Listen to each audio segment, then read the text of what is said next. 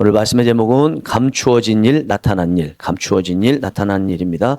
하나님께서는 지난 28장 15절부터 68절까지에 이어서 오늘도 하나님의 말씀과 약속을 온전히 지키지 않으면 저주를 내리시겠다는 말씀을 하십니다. 그 말씀 끝에 오늘 마지막으로 말씀을 주셨습니다. 오늘 말씀은 한 절의 말씀인데 이 안에 할 말이 많아요. 그리고 이 말씀이 굉장히 우리 삶에서 중요하다고 생각이 되어서 오늘 이 한 절만 가지고 본문으로 삼았습니다.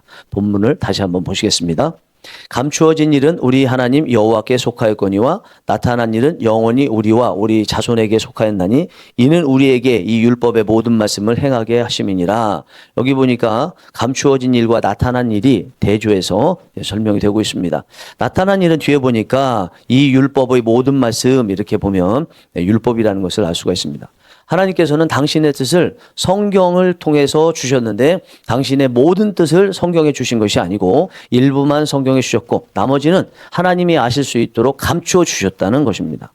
성경을 통해서 하나님께서 주시는 말씀을 알 수가 있는데 그러니까 하나님의 모든 뜻이 성경에 있는 것은 아니기 때문에 성경을 읽는다고 해서 하나님의 모든 뜻을 알 수 있는 것은 아니라는 거죠. 많은 부분이 하나님께만 있다는 것을 의미합니다. 그러면 우리가 성경을 통해서 모든 것을 알 수 있다고 생각하면 안 되는 거죠. 오히려 성경에 하나님의 모든 뜻이 담겨져 있지 않기 때문에 온전히 완전한 것은 하나님을 신뢰해야 되겠다 하는 마음을 갖게 하는 것이 성경의 일부만 하나님의 뜻이 담겨 있다는 의미일 것입니다.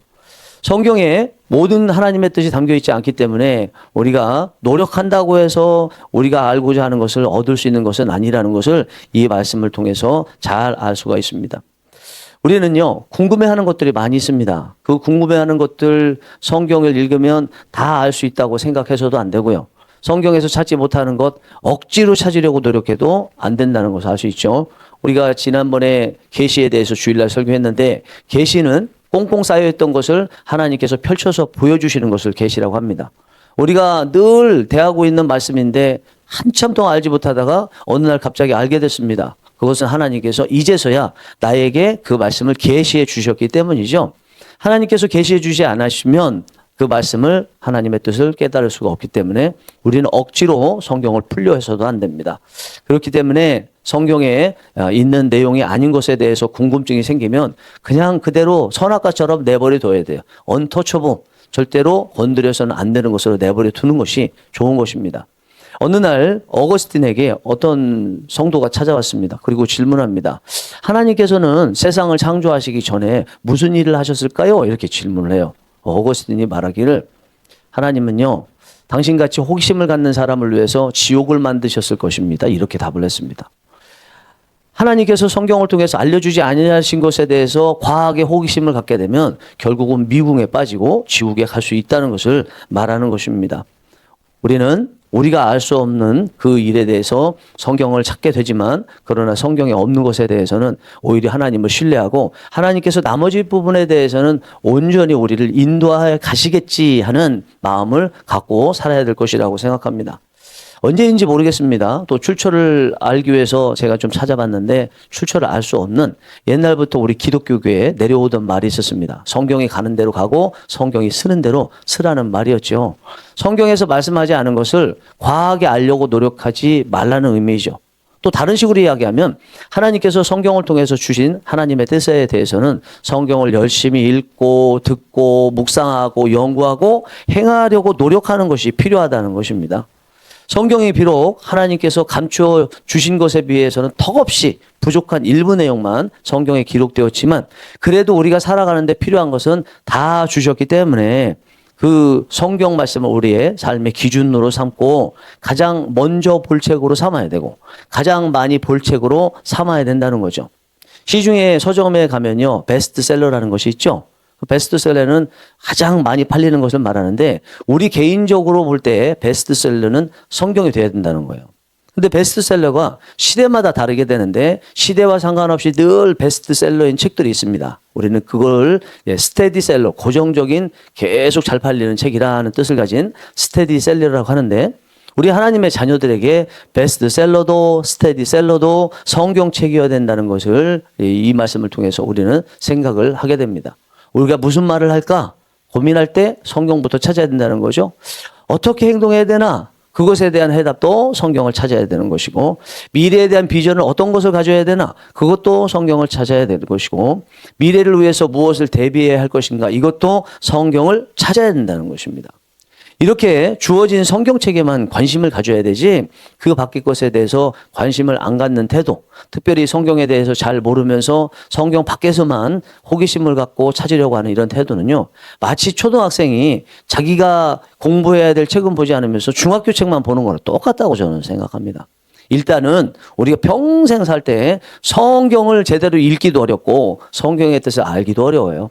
기본적으로 성경을 알고 또 연구하고 하는데 최선을 다할 필요가 있다. 그게 복 받는 길입니다.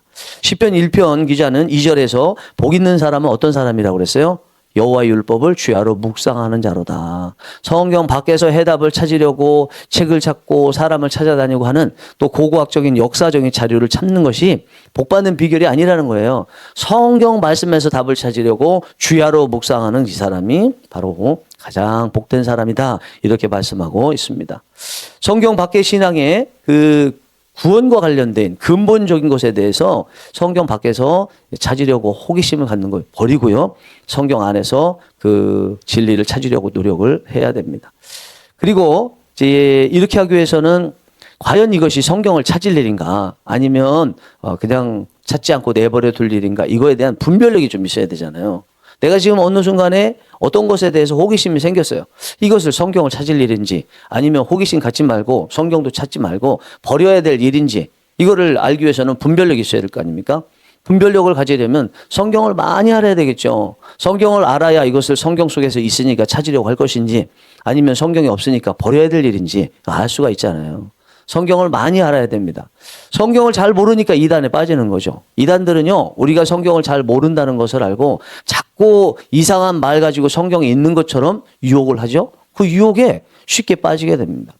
그렇게 되지 않으려면 우리는 성경을 잘 알아야 되고 성경도 아는 것을 교회 밖에 있는 사람들을 통해서 알려는 것을 내려놓고 교회를 통해서 또 교회 안에 있는 담임 목사님을 통해서 배우려는 자세가 필요합니다.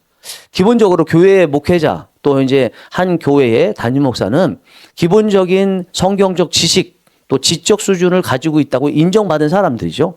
그리고 이제 그 교회에서 목회하는 담임 목사 같은 경우에는 그 교회에서 목회하기에 합당하다고 교회가 인정해서 청빙한 사람이기 때문에 기본적인 성경 공부는 그 교회 담임 목사를 통해서 배우는 것이 가장 안전한 성경을 배우는 길이다라는 것을 우리가 생각하면서 교회에서 성경을 많이 배우고 또 목회자를 통해서 궁금한 것을 좀 아는 것이 필요하리라고 생각합니다. 사랑하는 성령이 일하시는 교회 성도 여러분, 성경 밖으로 나가지 마시고 성경 안에 거하시는 은혜가 있기를 원합니다. 저도 목회하면서 궁금한 일이 있을 때는요, 책들을 많이 찾아봤어요. 이리 찾아보고 저리 찾아보고 그랬는데 어느 순간에 그런 생각이 들었습니다. 성경 말씀 안에 모든 것이 다 있지. 이 말씀을 가지고 성경을 읽기 시작했습니다. 그런데 상황은 여전히 예전과 똑같아요. 그런데 제 안에 평안이 막 찾아왔습니다. 그것을 경험하면서 그때부터 깨닫게 되었습니다. 성경 안에 있는 것이 행복한 일이구나. 이것을 깨닫게 되었습니다. 여러분들도 성경 안에서 행복을 찾으시는 은혜가 있기를 바랍니다. 기도하시겠습니다.